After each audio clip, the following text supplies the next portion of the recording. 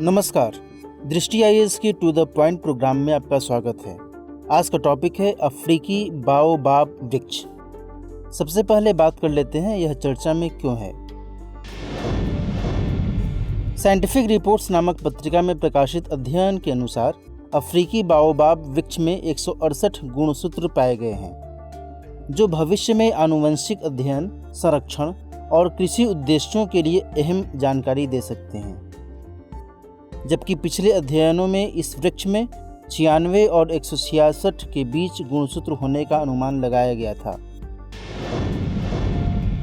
अब इस वृक्ष के बारे में कुछ और बातें जान लेते हैं। अफ्रीकी बाओबाब वृक्ष का वैज्ञानिक नाम एडानसोनिया डिजिटाटा है।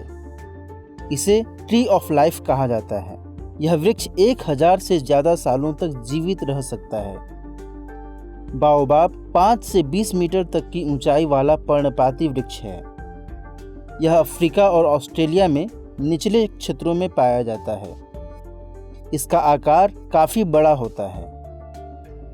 इसके बड़े तनों में वर्षा जल को अवशोषित करने और संग्रहित करने की क्षमता होती है।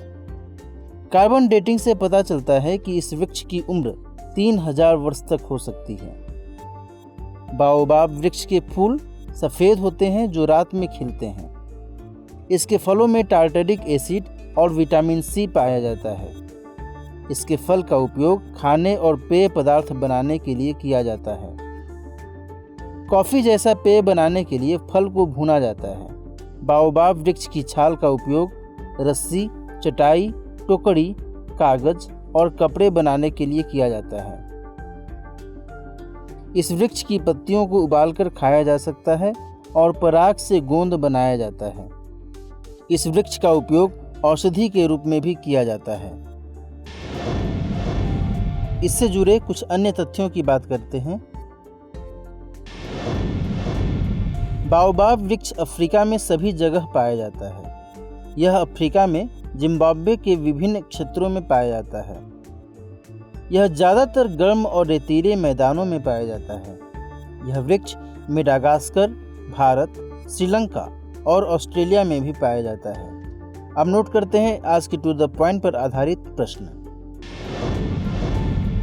प्रश्न है, अफ्रीकी बाओबाब वृक्ष के संदर्भ में निम्नलिखित कथनों पर विचार कीजिए। कथन 1, इसका वैज्ञानिक नाम एडानसोनिया डिजिटाटा है। कथन 2, इसे ट्री ऑफ डेथ कहा जाता है।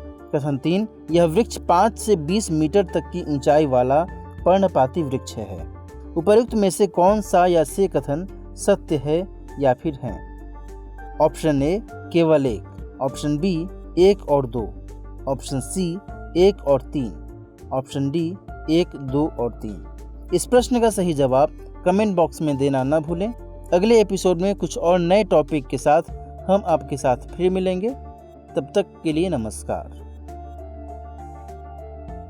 हमारे वीडियो अंग्रेजी में देखने के लिए फॉलो करें हमारा ही दूसरा YouTube चैनल दृष्टि आईएएस इंग्लिश।